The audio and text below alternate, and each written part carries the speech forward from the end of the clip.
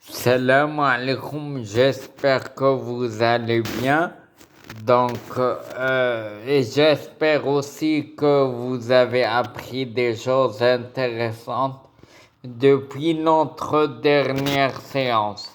Dans la séance d'aujourd'hui, on va résoudre le cas de l'investissement différentiel. Vous avez l'énoncé de l'application en face de vous. L'investissement différentiel, c'est-à-dire que c'est une différence entre un investissement A et un investissement B. Et dans chaque cas, comme on va le voir tout de suite, il y a des choses intéressantes à considérer. Donc, l'investissement différentiel dans notre cas est de 200 000. D'accord? 200 K. K, c'est kilo 1000. Pardon. 200 K, c'est 200 000. Donc, I0 est égal à l'investissement initial de A qui est de 1 million et l'investissement initial de B qui est de 800 000. Donc, l'investissement différentiel, il est de 1 million pour A et 800 000 pour B. Donc, un investissement différentiel de 200 000. On paye une charge d'après l'énoncé de l'application. On paye une charge d'exploitation supplémentaire nette d'impôt. C'est très important de considérer l'impôt.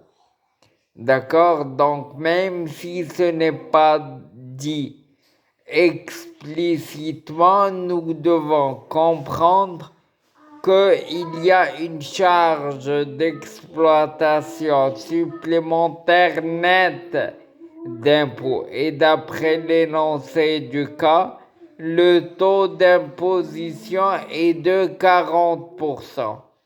Donc 0,4.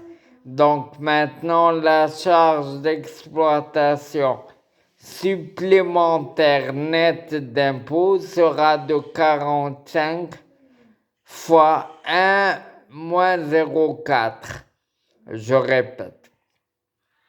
Donc, la charge d'exploitation nette d'impôt supplémentaire sera de 45 facteur de 1 moins 0,4, c'est-à-dire 45 fois 0,6. Ça donne 27. Donc, on a besoin d'une valeur actualisée maintenant. Parce que la charge, on va la payer chaque année pendant 10 ans.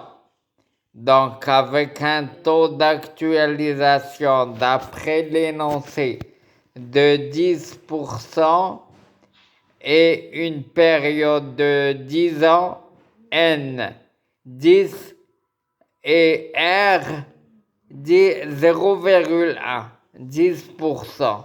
Donc, on calcule la valeur actualisée, somme I variant de 1 jusqu'à 10, 27 divisé par 1,1 à la puissance I. I variant de 1 jusqu'à 10, ça donne un total de 165,9. La perte d'économie d'impôt.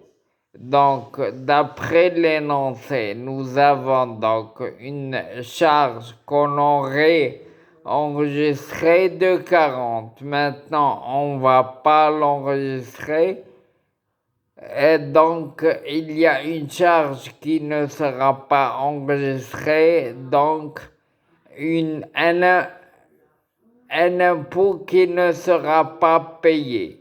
Une économie d'impôt donc de 40 fois 0,4 égale 16. Bien sûr que nous allons considérer la valeur actualisée de ce 16. Donc, somme I variant de 1 jusqu'à 5. 5, c'est 5 ans. C'est la durée de vie du projet qu'on considère. Donc, somme I variant de 1 jusqu'à 5 de 16 divisé par 1,1 à la puissance I. I variant de 1 jusqu'à 5. Ça donne un total de 60,6.